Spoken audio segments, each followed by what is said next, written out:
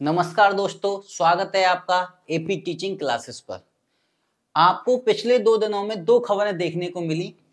एक बीएड के विद्यार्थियों के लिए जो 2 दिन पहले खबर थी वो बड़ी नकारात्मक थी।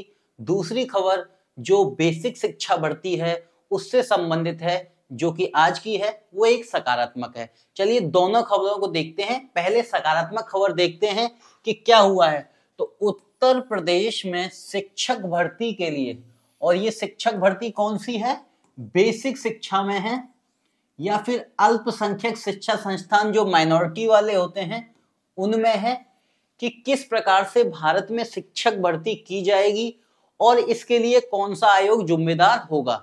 तो सरकार के द्वारा एक शासनादेश या अधिसूचना जारी की गई है। जो अधिसूचना जारी की गई है उसमें कहा गया है कि उत्तर प्रदेश शिक्षा सेवा चयन आयोग का गठन किया जाएगा और यही उत्तर प्रदेश शिक्षा सेवा चयन आयोग ही आगामी बेसिक शिक्षा भर्ती, अल्प शिक्षण संस्थान हैं उनके लिए शिक्षक भर्ती की पूरी योजना बनाएगा और किस प्रकार से की जाएगी। लेकिन उस अधिसूचना में यह निर्धारित किया गया है कि परीक्षा का पैटर्न कैसा होगा, यानी परीक्षा कितने स्तरों पे होगी और उनमें क्या क्या वेटेज दिया जाएगा।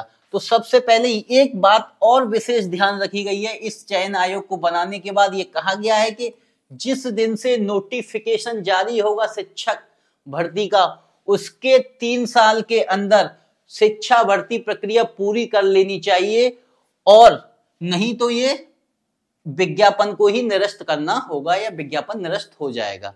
ये थोड़ी सी एक ऐसी खबर है, अगर आप किसी भी आयोग का गठन कर रहे हैं जो नया आयोग है और उसको ये 3 साल दे रहे हैं तो ये गलत है।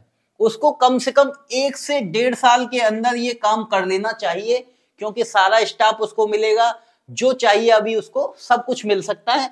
तो 1 से 1.5 साल होना चाहिए था, लेकिन कोई बात नहीं, इस चयन आयोग को 3 साल का समय दिया गया है एक भर्ती को पूरा करने के लिए। इसमें सबसे बड़ी बात क्या है? सबसे बड़ी बात है शिक्षक भर्ती में अब जो पहले होती थी कि एक सुपर टेट हो जाता था और उसके बाद जो शिक्षण हमने पहले किया था गुणांक उसका जुड़ जाता था, लेकिन अब ऐसा नहीं होगा। 2 स्तरों पे होगी। पहली परीक्षा होगी, इसमें 90%, यानी कि मान लीजिए सिलेक्शन का 200, तो इसका 90% रिटन एग्जाम से आपको मार्क्स मिलेंगे और 10% होगा साक्षात्कार और इंटरव्यू। तो इस तरीके से अब जो परीक्षा का पैटर्न है, कोई बच्चे जो शुरुआत में नहीं पढ़ते हैं बाद में पढ़ना चालू करते हैं, उनकी एकेडमिक में अच्छी परसेंटेज नहीं आ पाती, वो पहली वाली जो भर्ती प्रक्रिया थी उससे पीछे रह जाते थे और वो ये सोचते थे कि यार हमने पहले जो गलती की उसकी भुगतान हमें अब शिक्षा भर्ती में करना पड़ा है। इस तरीके की गलती को यहाँ सुधारा गया है और सबसे पहले ये कहा गया है कि अगर आप टैलेंटेड हैं, यानी कि आप अगर योग्य हैं, तो आप लिखित परीक्षा में आपको हम 90% मार्क्स देंगे और 10% आपके इंटरव्यू में है। इन दोनों के आधार पे मेरिट बनेगी और आपका सिलेक्शन होगा। जो पहली यानी कि वर्तमान में आज तक जो चल रही थी, अब वो खत्म होने वाली है। उसमें क्या था कि एक लिखित परीक्षा होती थी, उसके साथ में शैक्षिक गुणांक उसमें जुड़ता था।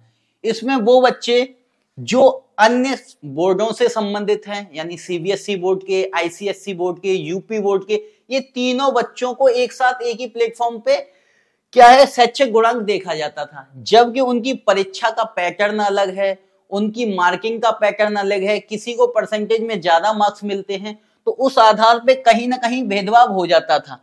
लेकिन अब इस परीक्षा प्रणाली को त्याग दिया जाएगा और उसकी जगह अब ये परीक्षा प्रणाली होगी कि जो शिक्षक भर्ती यानी जो शिक्षक वास्तव में योग्य होंगे वो लिखित परीक्षा और इंटरव्यू के माध्यम से लिए जाएंगे। ये मौजूद थी, अब इसमें बदलाव किया जाएगा। तो ये वाली शिक्षक प्रणाली हमारी अब समाप्त होने वाली है। लिखित परीक्षा के बाद जो लिखित परीक्षा होगी उसमें जितने पद हैं उन पदों के सापेक्ष ही 3 से 5 गुना व्यक्तियों को क्या किया जाएगा, इंटरव्यू के लिए बुलाया जाएगा। अब सवाल यह है कि क्या सभी परीक्षाओं में लिखित परीक्षा होगी? तो ऐसा इस अभिव्यक्ति जो जारी हुई है ऐसा इस जो शासनादेश जारी हुआ उसमें नहीं है। उसमें साफ साफ लिखा है कि अगर लिखित परीक्षा और इंटरव्यू होगा तो उनका 90% और 10% जोड़ा जाएगा। अगर कहीं पर लिखित परीक्षा ही होगी और इंटरव्यू नहीं है तो लिखित परीक्षा के मार्क्स ही 100% होंगे। इस तरीके से जो प्राथमिक शिक्षा में भर्ती होगी उसके दो आधार अब आगे बन सकते हैं। या तो ये कौन तय करेगा, ये चयन आयोग तय करेगा कि इंटरव्यू रखना है या नहीं रखना है। अगर इंटरव्यू रखा जाएगा तो 10% मार्क्स होंगे, अगर नहीं रखा जाएगा तो लिखित परीक्षा के 100% मार्क पर ही शिक्षक भर्ती को पूरा किया जाएगा। अब सवाल यह है कि जो आने वाली शिक्षक भर्ती है कहीं ऐसा तो नहीं कि यूपी टेट हो ना और उससे पहले आ जाए, सुपर टेट हो ना और उससे पहले आ जाए, ठीक है ना। तो ये चीजें आपको अब परेशान होने वाली बात नहीं है। जब चयन आयोग का गठन ही 5 जनवरी को हो रहा है तो ये इस आयोग को सभी बच्चों को समान अवसर देना चाहिए। एक बार यूपी टेट का एग्जाम होगा मेरे अंदाजे से और उसमें आप सभी सम्मिलित हों। उसके अलावा सी टेट का एग्जाम अभी आने वाला है, कई लोगों ने इसमें फॉर्म भी भरे होंगे। तो उत्तर प्रदेश में सी टेट क्वालिफाई हो या यूपी टेट, दोनों ही एलिजिबल हैं, वो एग्जाम दे पाएंगे। अब सुपर टेट जो एक लिखित परीक्षा है वो तो होगी ही, इसका नाम चाहे बदल दिया जाए या फिर एक लिखित परीक्षा को शैक्षिक भर्ती के रूप में एक नए तरीके से पेश किया जाएगा। लेकिन आने वाले समय में यूपी टेट हो सकता है कि वो जल्द ही आपको देखने को मिले, उसके बाद ही भर्ती प्रक्रिया पूरी की जानी चाहिए। और बाकी की चीजें चयन आयोग पर छोड़ी गई हैं। चयन आयोग चाहे तो भर्ती की प्रक्रिया को जल्दी प्रारंभ करने के लिए यूपी टेट का इंतजार ना करे, ऐसा भी हो सकता है। इसलिए जो अभ्यर्थी सी टेट की तैयारी कर रहे हैं वो थोड़ा सीरियस होकर तैयारी करें, कम से कम सी टेट को पास कर लें, जिसके आधार पे वो आगामी परीक्षा जो चयन आयोग के द्वारा ली जाएगी उसको पूरा कर पाएंगे। तो चलिए दूसरी खबर देखते हैं, वो खबर क्या है। सबसे बड़ी खबर यही है कि 69,000 जो शिक्षक भर्ती थी उसमें बीएड में जो अध्यापक थे अर्थात जो बीएड क्वालिफाई करके अध्यापक बने थे प्राइमरी के, उनकी नौकरी खतरे में है। और ये बात सच्चाई है कि खतरे में है और खतरा भी 99.9% है। उसका रीजन ये है कि हाई कोर्ट और सुप्रीम कोर्ट दोनों का एक मत है किस बात पे कि बीएड के अभ्यर्थियों को प्राइमरी की टीचिंग वाले अध्यापन से बाहर किया जाए या वो उसके योग्य नहीं माने जाए। तो सबसे पहले हुआ क्या था, सबसे पहले आप डेट याद रखिए, 28 जून 2018 को एनसीटीई ने एक अधिसूचना जारी की थी जिसमें उसने ये कहा था कि बीएड के अभ्यर्थी भी प्राथमिक शिक्षा में पढ़ाने के लिए या पढ़ाने के लिए योग्य हैं। और वो गजट उन्होंने प्रकाशित कर दिया जिसके आधार पर बीएड के अभ्यर्थी प्राथमिक शिक्षा में टीचर बन सकते थे। और इसको चैलेंज किया गया कहां पर, राजस्थान में रीट के अभ्यर्थियों के द्वारा। और इसी अधिसूचना को राजस्थान हाई कोर्ट ने क्या किया, बदल दिया और रद्द कर दिया कि ये जो एनसीटीई के द्वारा जो अधिसूचना जारी की है जिसमें बीएड को योग्य माना जा रहा है वो बिल्कुल नहीं माना जाएगा। और हम जो है बीएड के अभ्यर्थियों को प्राथमिक शिक्षा में जो शिक्षक बन रहे हैं उनको रोकेंगे।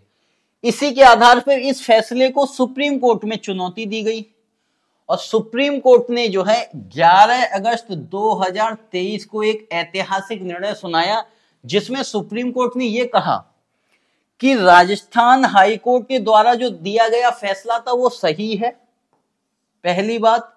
दूसरा, सुप्रीम कोर्ट ने यह कहा कि जो एनसीटीई के द्वारा जो अधिसूचना जारी की गई थी कब, 28 जून को, वो अधिसूचना विद्यार्थियों के प्राथमिक कौन से बीएड विद्यार्थियों के प्राथमिक विद्यालय में पढ़ाने के लिए योग्य बनाती थी, उसी को रद्द किया जाता है, उसको निरस्त कर दिया गया। और एक आदेश जारी किया गया कि 28 जून 2018 के बाद जिन राज्यों में प्राथमिक शिक्षक भर्ती की गई है वहां पर अगर बीएड के अभ्यर्थियों को प्राथमिक शिक्षा में शामिल कर लिया गया है, उनको बाहर किया जाए। ये सभी राज्यों के लिए डायरेक्शन था। उत्तर प्रदेश की सरकार ने इस डायरेक्शन को अभी फॉलो नहीं किया था, लेकिन पिछले कुछ दिनों में लगातार सुप्रीम कोर्ट का आदेश ये रहा है कि सभी राज्य इसको फॉलो करें।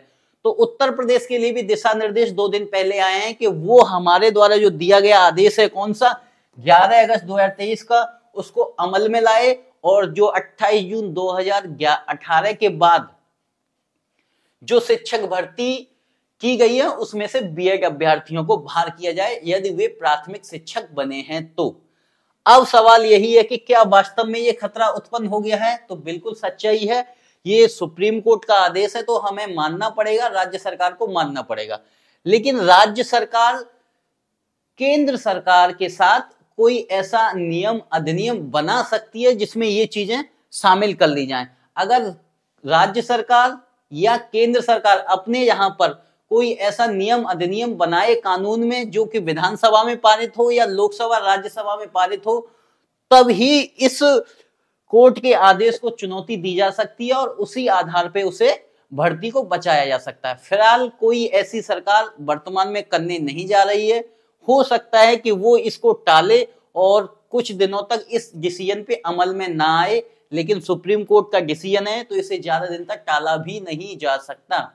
इस आधार पे जो बीएड के अभ्यर्थी हैं उनके लिए एक विकल्प यही बचा है कि आगामी आने वाली टीजीटी पीजीटी की भर्तियों पे फोकस करें और अपने सब्जेक्टों को कंक्लूड करके तैयार कर लें कि उनके समय में जो आगामी भर्ती आने वाली हैं वो पहली बात तो कम आएंगी और जल्दी आ सकती हैं। इसलिए तैयारी को अपनी को आगे बढ़ाएं और ये मान के चलें कि जो भी होगा इसमें वो ईश्वर ऊपर वाला सही करेगा। उसके अलावा जो आपके हाथ में है कि पढ़ाई और टीजीटी पीजीटी के एग्जाम को देना, उसको देखें, डीएसएसबी को देखें, केवीएस को देखें, एनवीएस को देखें, उत्तर प्रदेश के टीजीटी और पीजीटी को देखें। तो आशा करता हूं ये जानकारी आपको समझ में आई होगी और बाकी का आप हमसे जुड़ने के लिए हमारे यूट्यूब चैनल पे आप सब्सक्राइब कर सकते हैं और आगामी और वीडियो आपको मिलती रहेंगी। धन्यवाद।